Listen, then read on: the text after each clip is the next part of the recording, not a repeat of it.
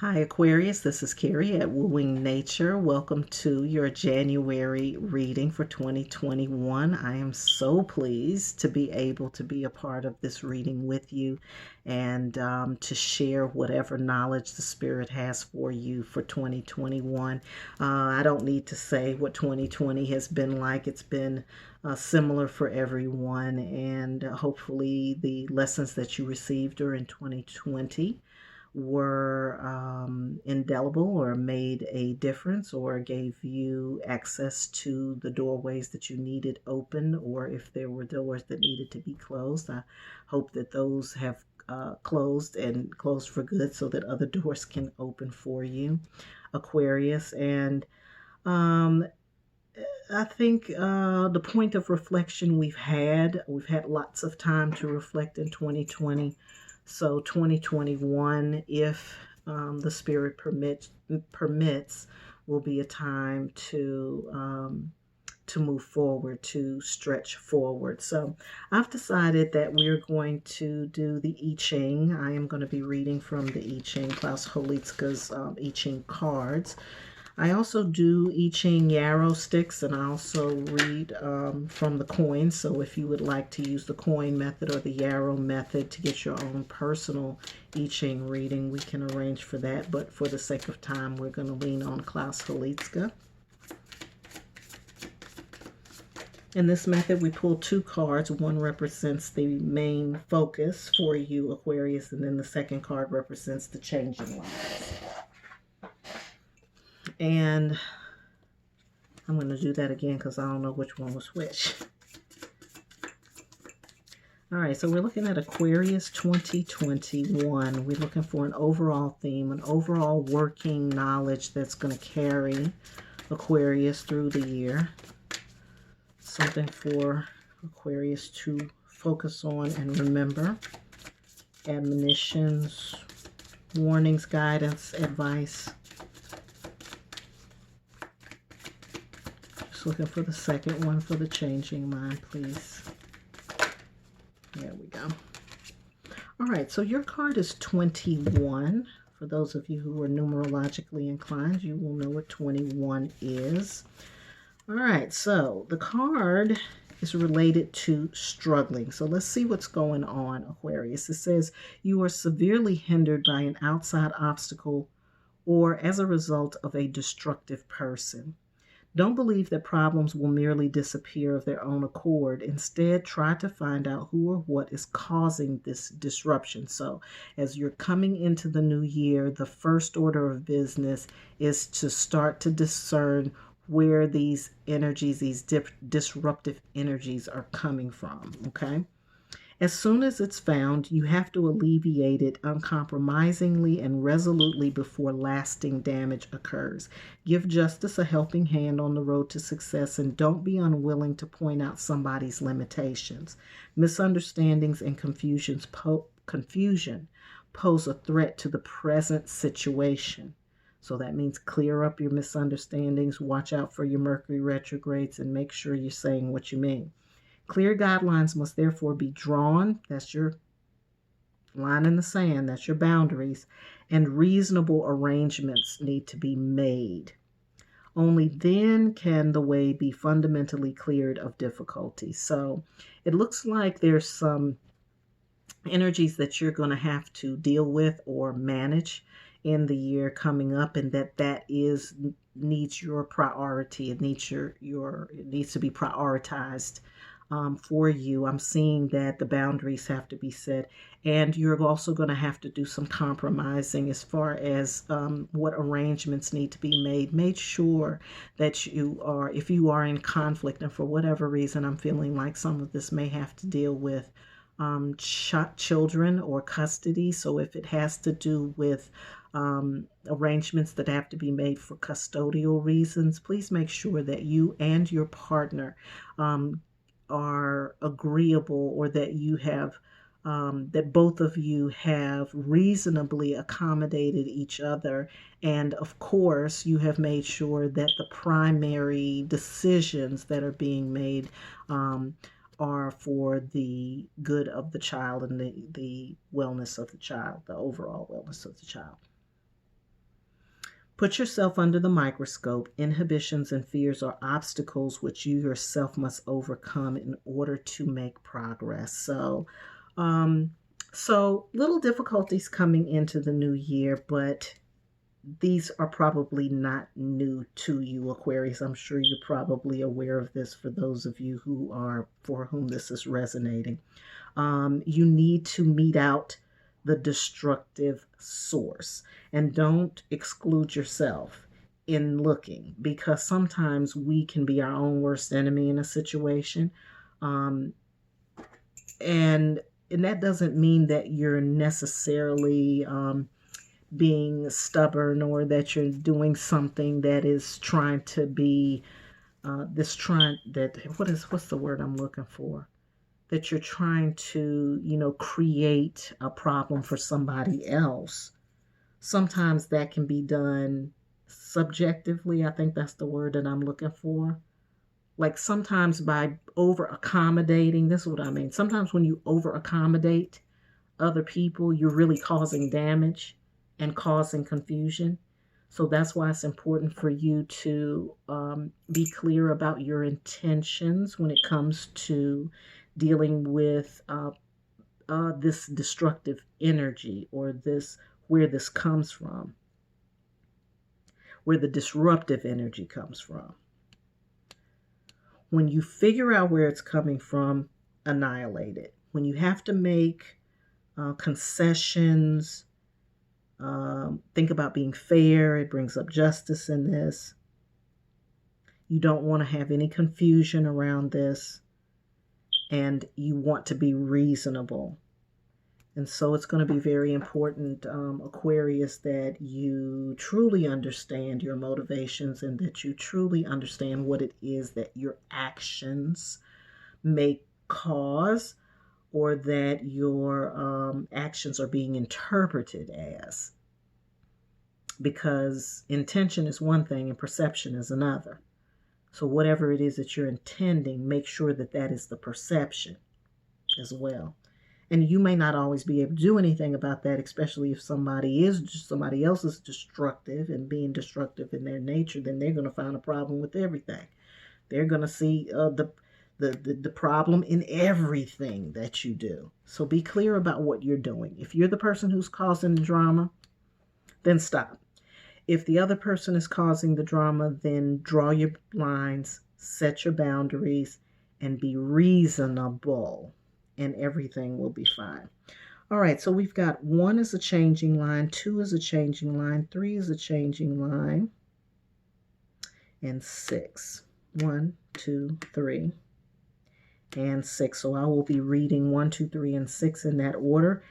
This is the part where you get in where you fit in. For some of you, these individual statements may make more sense and may resonate more with you than others. For some of you, all of them may make sense, so just get in where you fit in. Number 1, you have only recently strayed from the right path and don't have to fear any grave consequences yet. You should have the desire to turn back. Now, should is a strong word.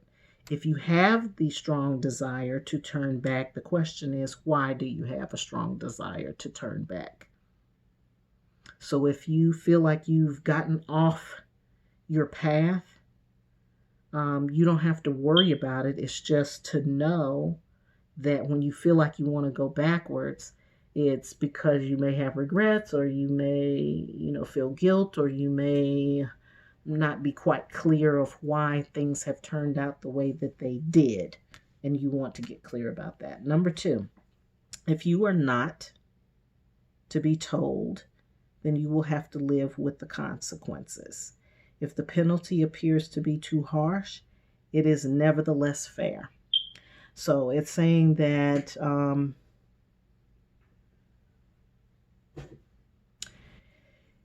what this means to me is that if you're not going to take advice, if you're not going to take the advice of other people who may have been through this situation, then you're going to have the experience on your own, and maybe you'll be the person to give the advice in the end. If whatever is happening seems like punishment to you, or it seems like oh, I've done something wrong, and so now this is happening to me. You have to know that everything that's happening is fair and in its right order. Okay? We're moving on to number 3. You don't possess sufficient strength and authority to get through. You are trying with all your might to reach an honorable settlement, but your opponent is filled with hatred. Now we're starting to figure out who's destructive. However, your opponent is also paving the way to defeat. So whoever it is that you're in opposition with, Aquarius, you have to know that they are operating with hatred. They're operating with this negative emotion, anger, and all that other kind of stuff. That's not your responsibility. That's where you have to draw the line in the sand and be reasonable. Now, sometimes when you're being reasonable, when somebody else is unreasonable, they're going to make you feel like you're being unreasonable. But that's why it's important for you to think about what the situation is and know what you're asking for and not get roped into all of that. Because then you get caught up in the drama. You end up in this fight about who should have what and when. You're never going to win that one. You're never going to win that one. Not when somebody has hatred. Because whatever it is that you make a decision to do, they're going to come up with some reason why it's not. Now, for some of you, you all might need mediation. A mediator might be called for, because the mediator, especially in a situation where emotions are running high, the mediator is going to cut to cue. That could be a lawyer, it could be a mediator, could be a therapist, could be an intuitive. But somebody who has no dog in the fight, who is going to say, you know what, this is how things are going to lay down. Now, depending on how unreasonable this other person is with this hatred, you may need a lawyer. Because lawyers know how to tell people this is what's going to happen. Because by law, this is what's going to happen. And that can make everybody stand up straight. I'll be honest with you. A therapist, I'm going to say, would be the other one. But make sure you have a good therapist. And it's not the therapist that the significant other has assigned. And it's not the therapist that you've assigned. Get a neutral therapist party to talk you all through this that nobody has a tie to. Just telling you how to get it done quickly. Moving on to number 6. Number 6 says you will pay a price if you won't or can't accept the advice of others. See, that's the second message about that. Accept the advice of others in this situation. You are on a difficult path and one that can lead to disaster.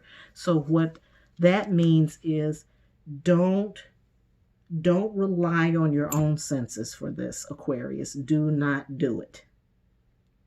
Let a neutral party be involved. If you think it's going to be too much or too crazy or somebody's going to be just very destructive in this situation, make sure that you have set your boundaries. Stick to your boundaries and don't get off it. I know that it may seem hard at first, because the person, whoever this is, or the people, whoever's involved, they're going to try to get their way. They're going to try to get their way.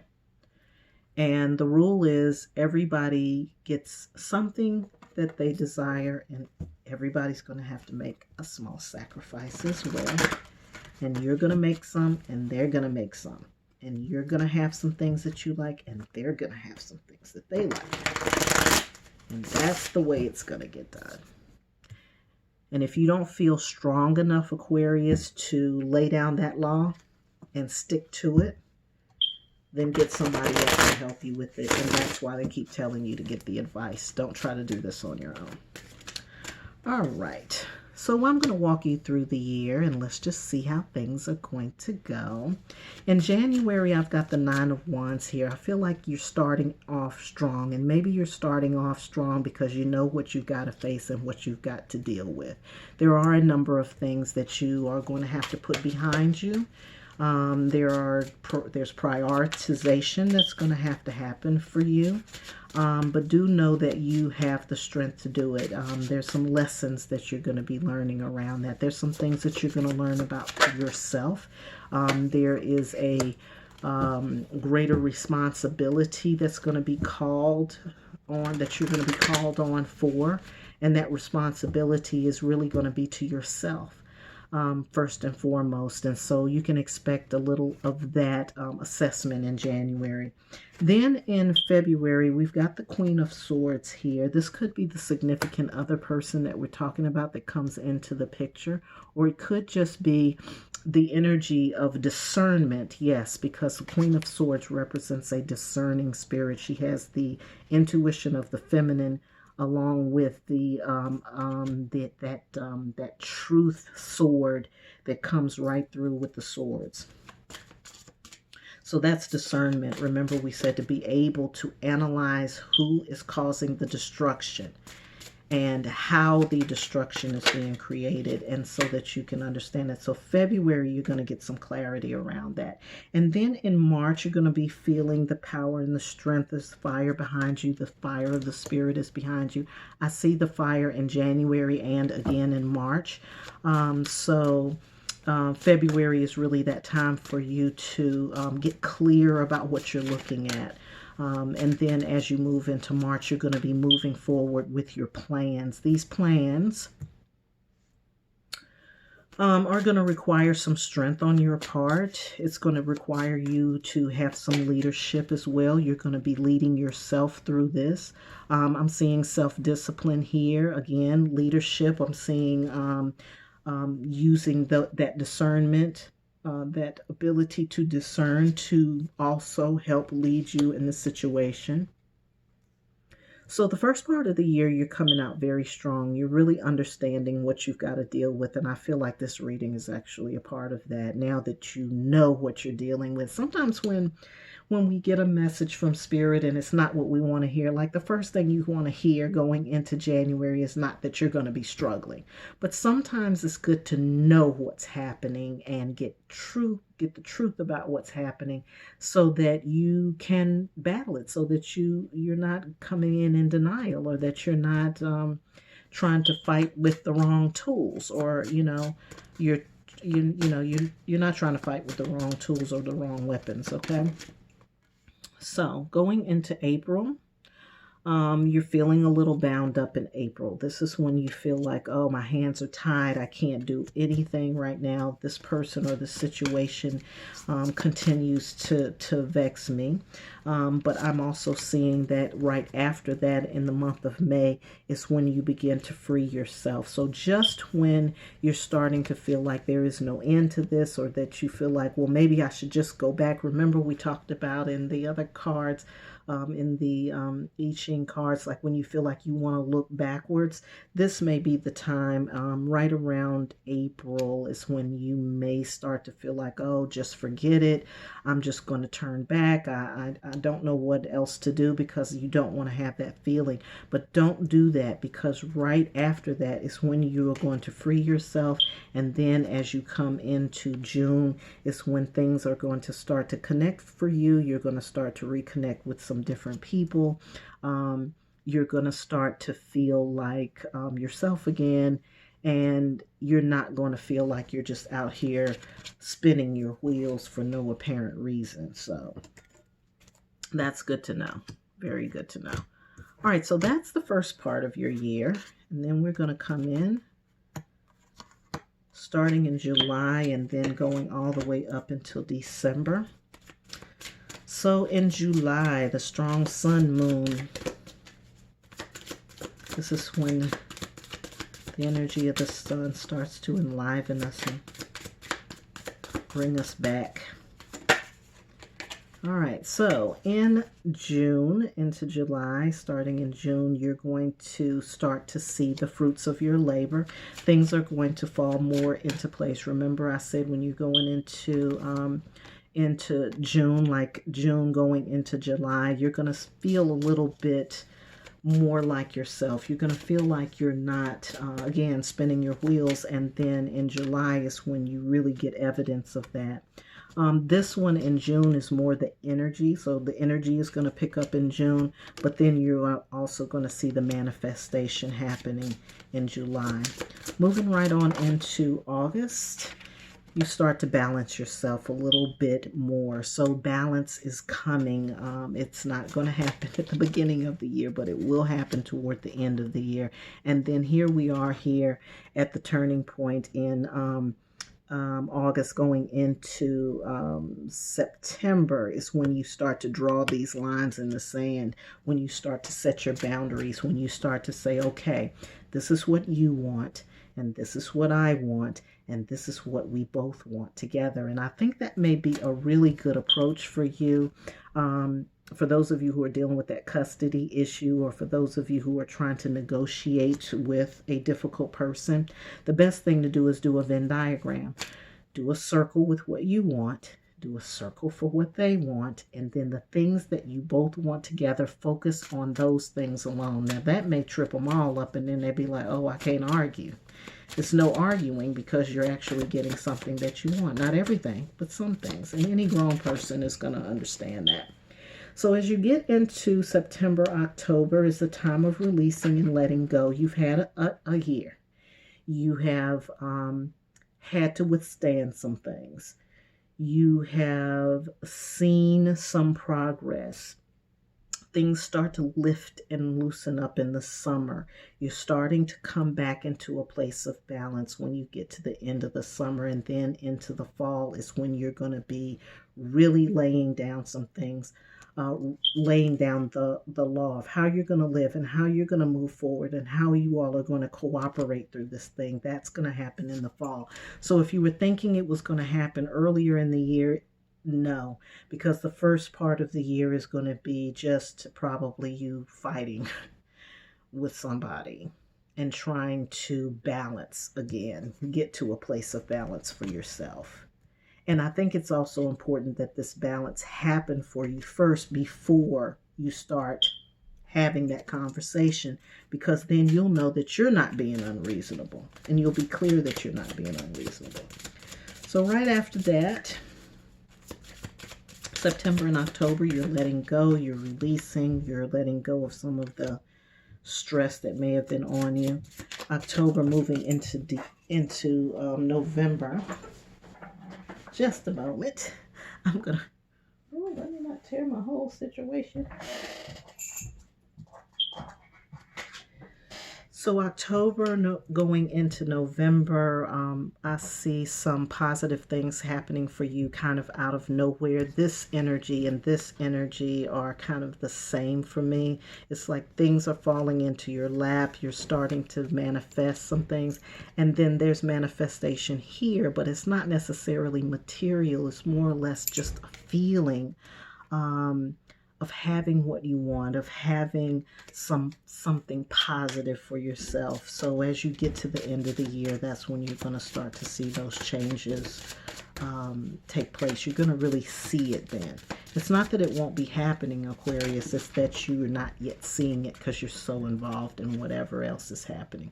And then we have the Prince of Swords coming in, and I feel like that's we had the queen. We had the Queen of Swords. That was the discernment. The Prince of Swords to me is more or less feeling the strength of your own intelligence, feeling inspired by your accomplishment, how you've been able to manage and maintain through this process. And I feel like this is going to give you some vibrancy actually by the end of the year. You're going to see how all of this has actually given you more energy than you thought you had. And it's also going to, in many ways, help you have the energy that you need to move forward. Because remember, we were talking about people depleting you of energy, or people who are draining you, or that kind of thing. You're starting to get your energy back, and it's because you are able to logically see, because the swords represent the realm of logic. You're going to be able to logically see your own progress. You're going to be able to look at it and say, oh, I know what I've done. I know where I've been. I know the steps that I took to get to this place where I'm no longer being drained or usurped of my power or my energy. And I think that that's ultimately what everybody wants for you, Aquarius. All right, well, that is that for the year. That gives you a sense of what your year is going to look like. Don't hesitate to come back to this January reading as things are going on, just to see and update yourself and make sure that things are kind of falling in place for you. If you would like to take a deeper dive, you know where to find me. I am at wooingnature.life. And as always, I hope you have a pleasant day. I hope you have a great January, and I hope you're having a fabulous life.